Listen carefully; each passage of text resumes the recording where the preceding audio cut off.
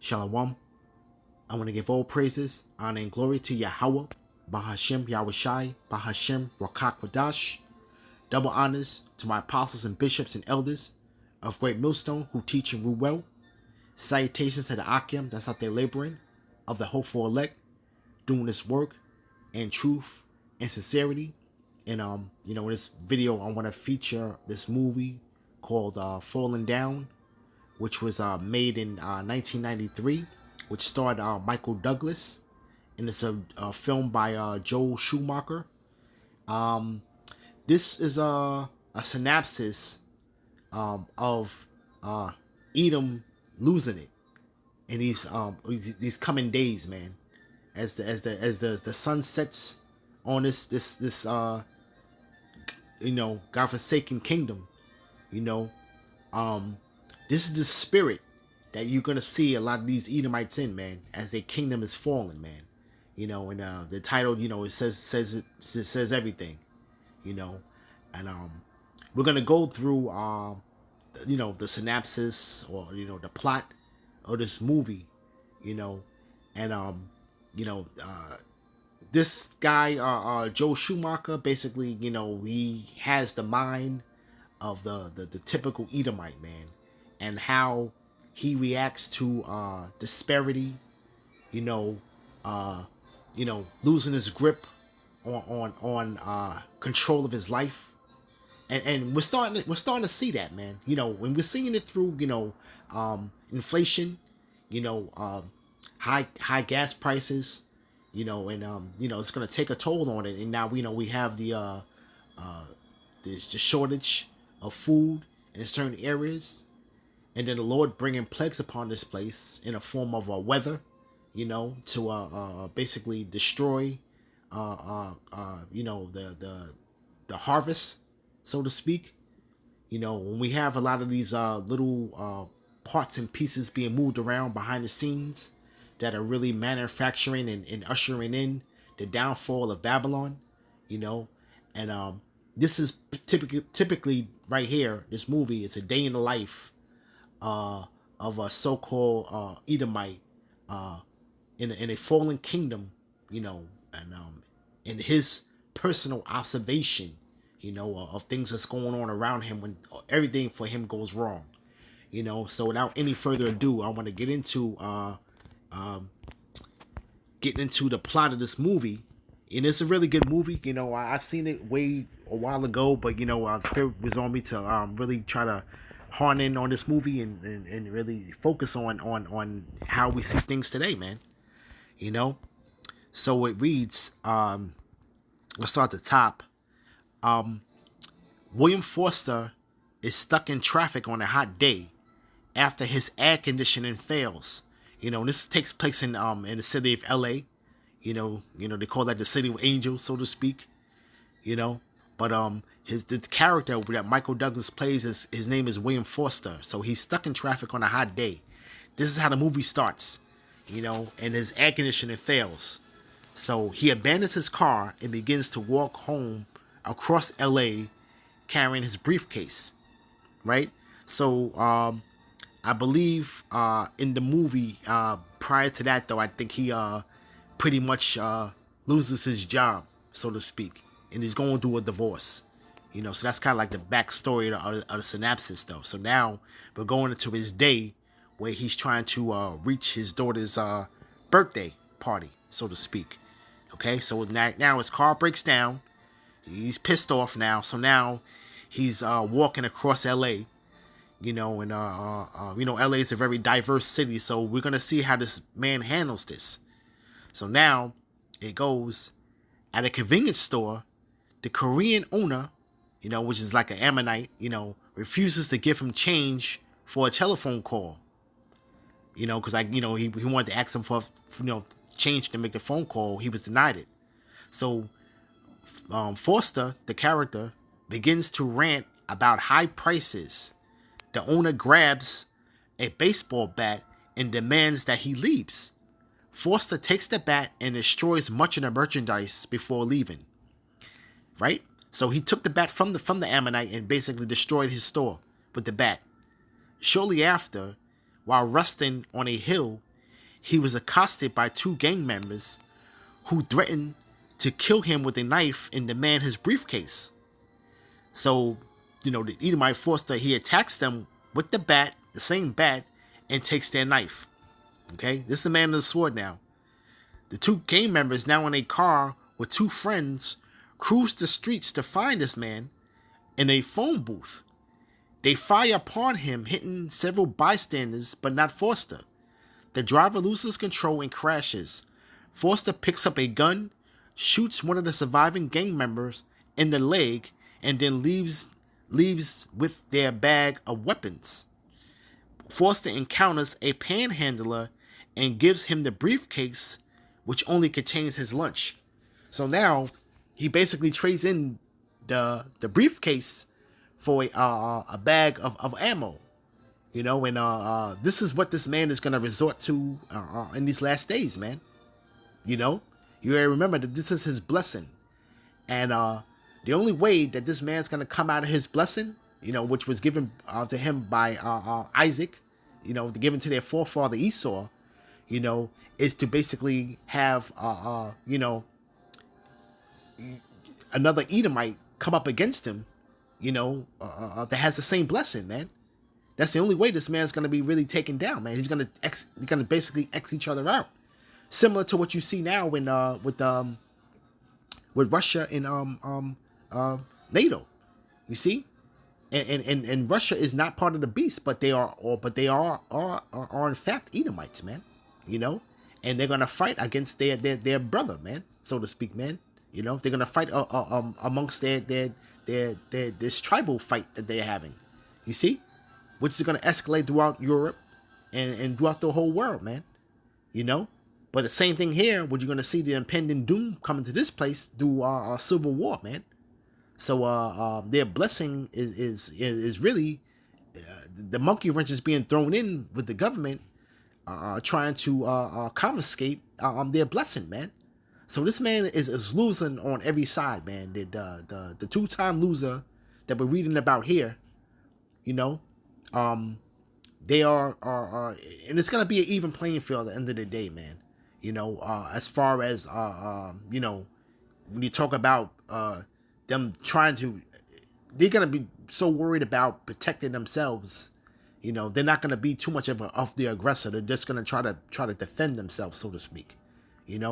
But to no avail. All right. So now he basically trades in the briefcase for a bag of ammo or weapons, right? So now, reading at the top of the screen, at a fast food restaurant now, mind you, this man is still on foot walking around the streets of LA trying to get home.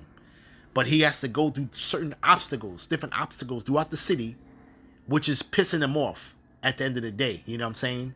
Because he sees that this is the city is going to crap, so to speak, and a lot of the minorities are basically in LA, and they're basically are basically running the city, so to speak, So now, at a fast food restaurant, Forster attempts to order breakfast, but they have switched to the lunch menu. After an argument with the manager, Forster pulls a gun and fires into the ceiling accidentally after trying to reassure the frightened employees and customers. He orders lunch, but is annoyed when the burger looks nothing like what is shown on the menu. So he always complains about everything, man, and it just goes to show you how, the deception of advertisement here. Now, certain things that we used to buy, say if you buy a bag of snacks, is not the same size as it used to be, but they want to charge more money for it, and it's nowhere near what was supposed to be advertised, man. All right, we can draw a parallel with a lot of these things, and this is the reason why I'm doing this lesson. Is you can draw a lot of parallels between this Edomite's day, which is all going bad, and things that he's basically nitpicking out of the day, and you can draw a parallel to how the economy's going, man. So he's annoyed about the burger being shown on the menu as false advertisement, right? So he says he leaves, he tries to call from a phone booth, then shoots the phone booth to pieces after being hassled by someone who was waiting to use the phone. So he basically takes it out on a telephone booth. After Foster calls home again and states his intention to attend his daughter's birthday party, his ex-wife Beth notifies police because she has a restraining order and fears he might become violent. So now his violent nature, his ex-wife basically knows that. So, this is his estranged wife, by the way, that he's trying to call and try to attend his daughter's birthday party. And now you're starting to see a lot of high rate of divorce now amongst these Edomites, man. Because why? It's because the glory days is gone, man. The whole family structure is being broken down, and really the curses are really coming upon them, man. And it's beautiful to see that through the spirit and power of Yahweh Bashim Abushai, man. We're starting to see that coming through, man. You see? So it says, then you have another actor that comes in, which by the name of, I believe it's Robert Duvall, plays the sergeant. And it's basically, he's trying to combat this man on his last day, before retirement. So his job is to track this man down, because now they're getting calls throughout the city of a white man running around with a suit on, terrorizing LA, so to speak, All right. Let me see something. Let me get into a little bit more of it though. Sergeant Pendergrass, which plays by Robert Duvall, which is the adversary, which is supposed to be his adversary, who is on his last day before retirement, insists on investigating the crime. Interviews and witnesses in each scene led to Pendergrass to realize that the same person may be responsible. Force's defense vanity license plate proves to be an important lead, because Pendergrass remembers being in the same traffic jam as Foster earlier that day. So he remembers seeing that during that day, the guy's license plate, okay? So now let's fast forward. Foster passes a bank where there is a black man, okay, Jake, is protesting after being rejected for a loan application. The man exchanges a glance with Foster and says, "Don't forget me," as he is escorted away by police. Foster stops at a military surplus store and buys shoes. The owner, a white supremacist, diverts Torres's attention when she comes to ask questions. After Torres leaves and offers Foster a rocket launcher and congratulates him for shooting a bunch of niggas, that's what he says, right? At Whammy Burger. When Foster expresses distaste for the store owner's racism, the man pulls a gun and attempts to turn him over to the police. But Foster grabs him with the gang member's knife, then shoots him dead. He changes into army fatigues and boots and takes the rocket launcher and leaves. But this is all part of this man. The frustration is growing more and more for this man. And he's basically terrorizing the city. And this is what you're gonna see here. But I'll put the link in the description box, Lord willing, for the movie. But let's just hit some scriptures real quick. This is let's see. Let's go to Second Esdras.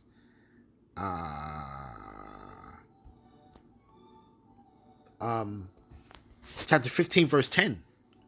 Behold, my people is led as a flock to the slaughter. I will not suffer them to now dwell in the land of Egypt. And we're not going to sit here and dwell in the land of Egypt, because why? It's because everything that's set up here will be led to the slaughter, man. So the Lord is basically going to deliver his elect. And also, the Lord is going to have this man, Esau, Edom, in straits, man. Because of the plans that he devises against the anointed, man. And it says, but I will bring them with a mighty hand and stretched out arm and smite Egypt with plagues as before, and will destroy all the land thereof. And that's just basically the icing that's going to be on the cake, man. with the plagues that's coming upon this place, and ultimately the thermonuclear missiles. You know, Egypt shall mourn, and the foundation of it shall be smitten with the plague and the punishment that the Most High shall bring upon it. And they that till the ground shall mourn, for their seeds shall fail through the blasting and hail, and with their fearful constellation. You know, and Lord's bringing calamities with the weather, man, with these people in their land, in Babylon, man. So it says, woe to the world and them that dwell therein, for the sword and the destruction draweth nigh, and one people shall stand up and fight against another with swords in their hand.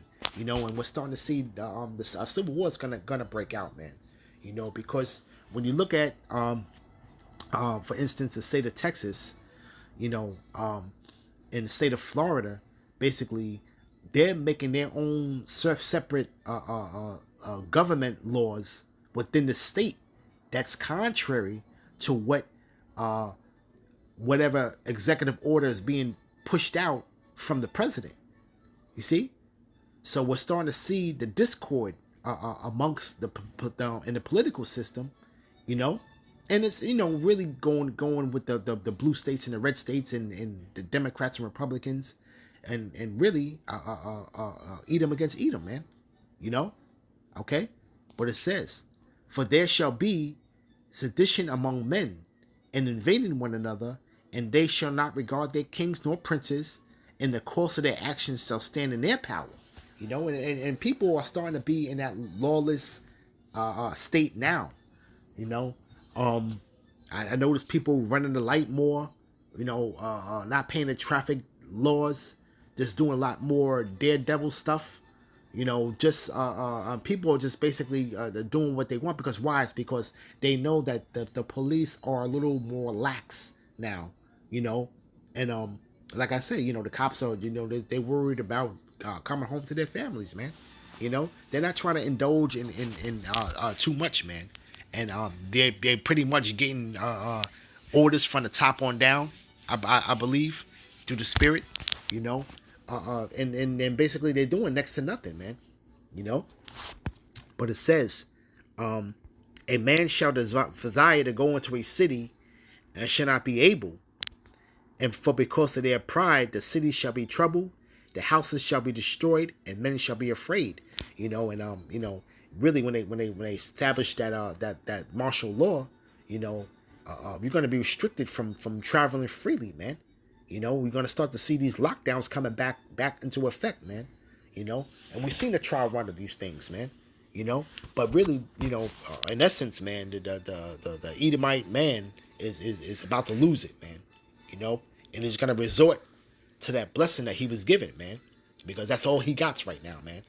You know, so it says, a man shall have no pity upon his neighbor, but shall destroy their houses with the sword, and spoil their goods because of lack of bread and for great tribulation. And we're starting to see that it's going to be something in the near future, man. You know, people are basically, you know, trying to decide whether they're going to, you know, pay rent or put gas in their car. You know, it's a struggle between that, you know, and then it's a struggle between, you know, they have to get to work, so they need the gas, and they'll put in just enough to get by for the day, man, you know, or get by, you know, until a couple of days until they get paid. You know, people are basically running through their savings. You know, they're basically maxing out their credit cards. You know, and then you see a lot of Edomites doing this now. A lot of Edomites now, they're exercising their resources, but they're running low on their resources, man.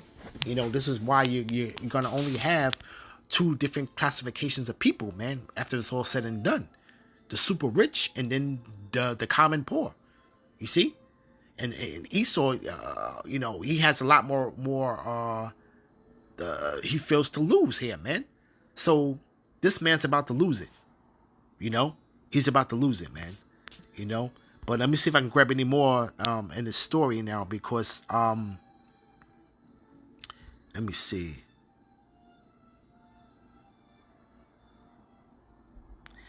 Basically he gets into it with the cops, and then he basically is still, he is like a standoff with it though. But this man is about to lose it, man. And this was pretty much a good movie. And he's basically you know the comments that he makes in the movie is he points out everything that's wrong with America, wrong with this place, and this was back in the early '90s from this movie though. But it's a pretty good movie. It's a good watch, and you can get some parallels from how this man handles adversity, and he doesn't handle adversity pretty well, man. As we know, man. Okay.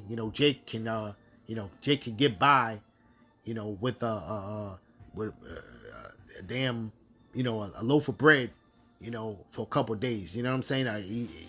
This man will get himself in that type of situation, man. He's ready to jump off a bridge or something, man. But I just wanted to show you, man, how the breakdown society is gonna bring back this old E. Okay, this is the old E coming back, but the pent up anger that he has within him, with things that's wrong with this place that he feels, it's not the good old Americana. We see the curses coming upon him. Things are not going right for him. Bad day, got fired, air conditioner broke down in the car. Jake problems, man.